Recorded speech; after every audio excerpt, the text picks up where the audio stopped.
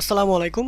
আশা করি প্রত্যেকেই ভালো আছেন এবং মহান আল্লাহ তাআলার অশেষ রহমতে আমি মোহাম্মদ শোভজ ইসলাম অনেক অনেক ভালো আছি। বরাবরের মতো আজকে আমাদের সেকশন হচ্ছে ওয়াশিং সেকশন বা ওয়াশিং বিভাগটা কীভাবে কাজ করে সেই বিষয়টা দেখার চেষ্টা করব এবং সম্পূর্ণ ভিডিওটা মনোযোগ সহকারে দেখার জন্য বিশেষভাবে অনুরোধ থাকবে। তো কথা না বাড়িয়ে চলুন শুরু করা যাক আজকের ভিডিও এবং ওয়াশিং সেকশনটা কীভাবে কাজ করে বা ওয়াশ সেকশনের কাজ কি সেটা আজকে আমরা দেখব।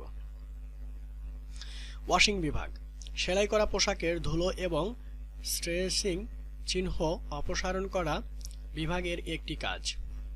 এই বিভাগের একটি কাজ এটি নমুনা এবং সমাপ্ত পণ্যের একটি প্রয়োজনীয় কাজ, কারণ এটি জামা কাপড়কে একটি ভাঁজ চেহারা দেয়, মানে নতুন একটা তাজা চেহারা দেবে। এটা আসলে ওয়াশিং করাটা খুবই গুরুত্বপূর্ণ প্রত্যেকটা পোশাকের জন্য। ওয়াশিং মেশিনে কাপড়ের ক্ষীণ দাগ তুলতে চাইলে বা ঝকঝকে কাপড় ওয়াশিং মেশিনে কাপড় দেওয়ার আগে গরম পানি সাবানগুলো কাপড় আধা ঘন্টা ভিজিয়ে রাখুন, তারপর মেশিনে দিন।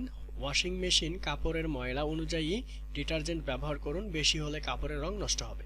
আসলে ওয়াশিং বলতে আমরা এটাই বোঝাচ্ছি যে প্রত্যেকটা প্রোডাক্ট বা প্রত্যেকটা গার্মেন্টস সুন্দরভাবে ধোয়ার পর এগুলোকে ফিনিশিং সেকশনে দেওয়া হয় বা প্রসেসিংয়ে দেওয়া হয়।